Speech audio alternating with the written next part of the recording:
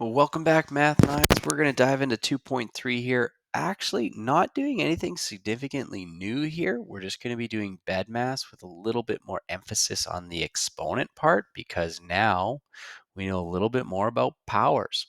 So just a quick recap is anything raised to an exponent represents repeated multiplication.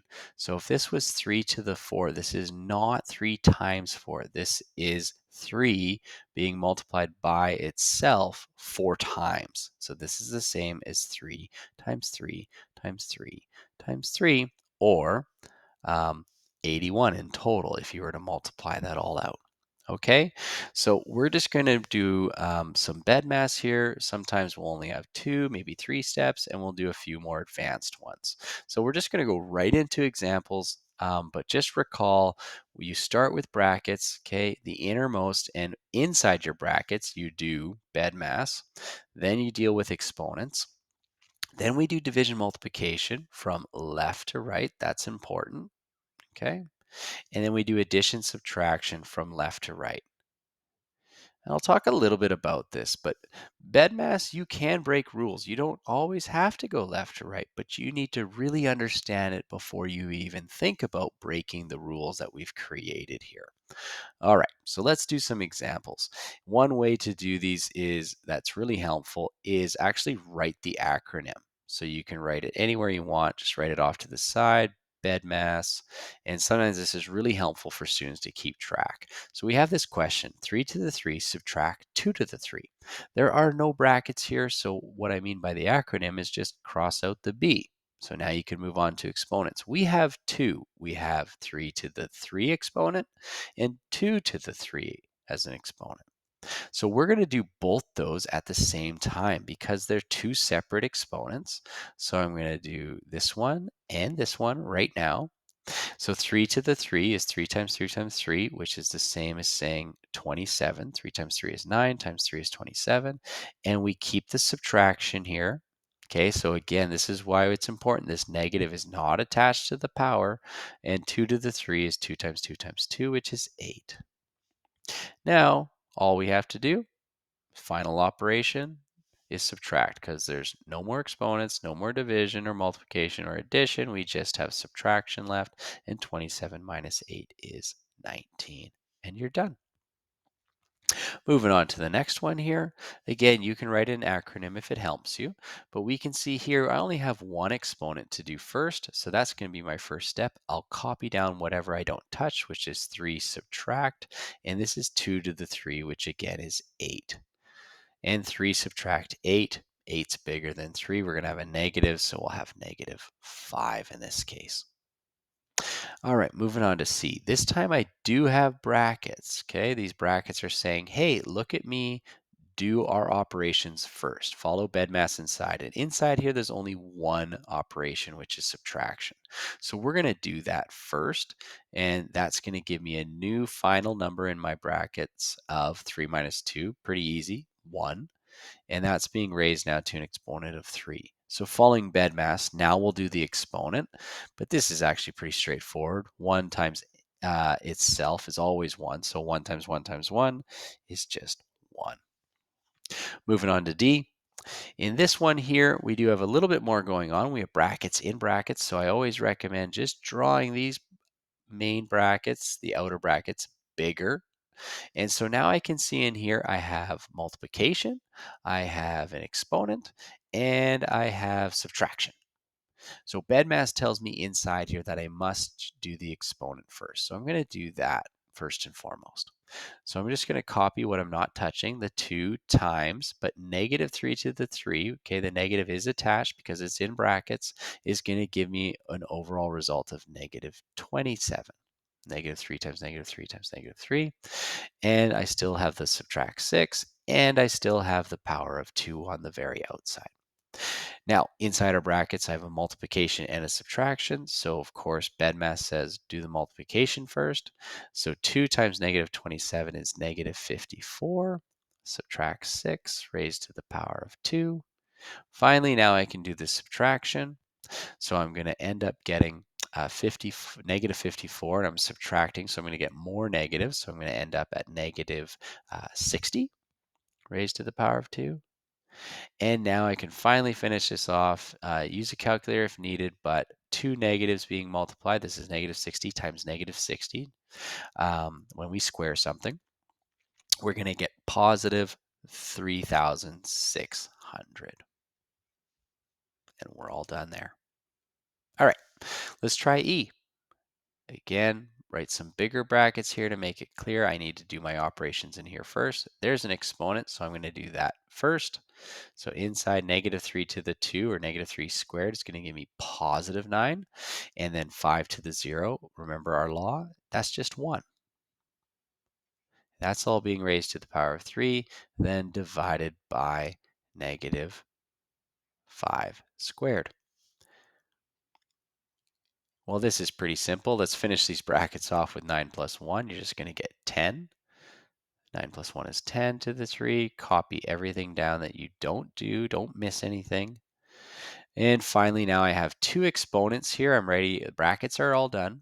Okay, there's no more operations here, so I'm going to do both exponents in this step.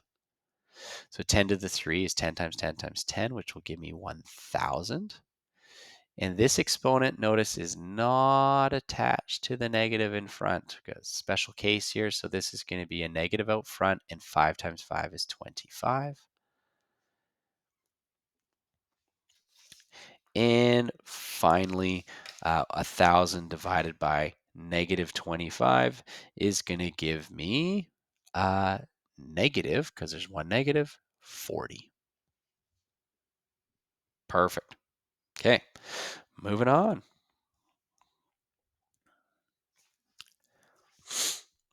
In this one here, we can see some pretty complicated stuff. Not bad. I have brackets in brackets, subtraction, and powers. But check this out. As soon as you see that 0 exponent, everything it's attached to, which is everything in here, I could evaluate this with BEDMAS and get a single number, but I already know that's going to be 1.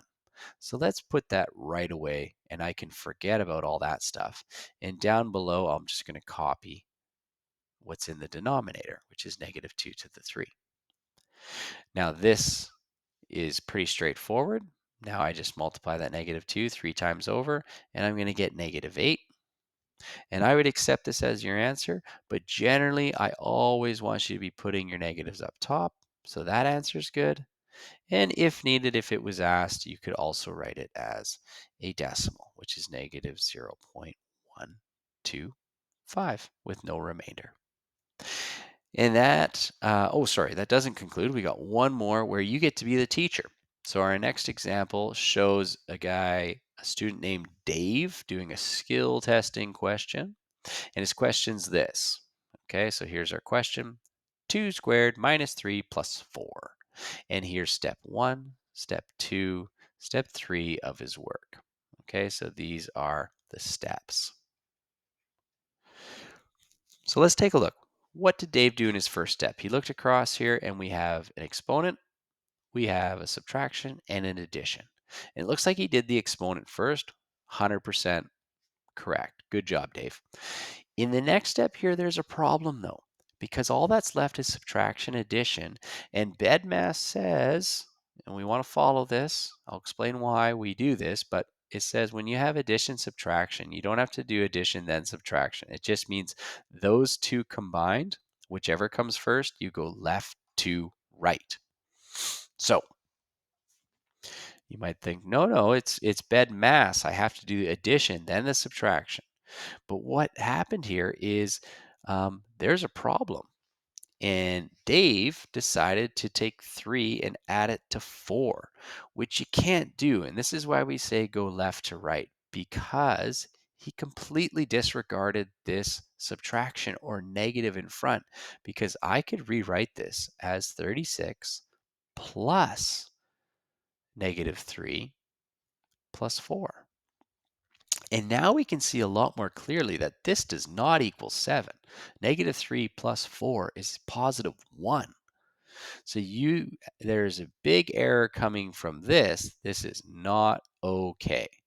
We have to work left to right or understand that there is a negative attached to that 3 if we write it in this format.